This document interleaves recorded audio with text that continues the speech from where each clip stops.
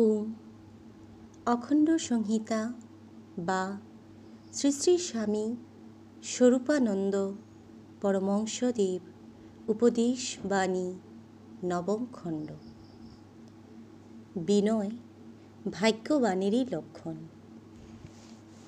অদ্য রাত্রে দীর্ঘকাল নিঃশব্দ থাকিবার পরে হঠাৎ শ্রী বাবামুনি আশ্রমের জনৈক ব্রহ্মচারীকে বলিলেন, দেখো, ব্রাহ্মণ সন্তানের ভিতর যখন বিনয় দেখি তখন বুঝি তিনি ভাগ্যবান।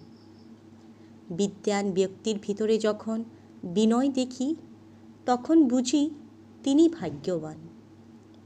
মহাপুরুষের ভিতরে যখন বিনয় দেখি তখন বুঝি তিনি ভাগ্যবান।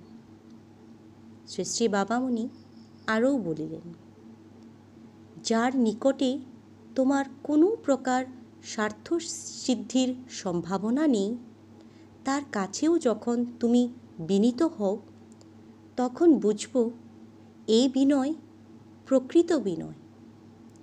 মূর্খ অপদার্থ নিষ্কর্মা ব্যক্তির প্রতিও যখন তোমার বিনয়ের হ্রাস নেই, কুলি মজুর বা চাকরির প্রতিও যখন তোমার বিনয়ের অন্তর্ধান নেই, তখন বুঝব তোমার বিনয় যথার্থ বিনয়।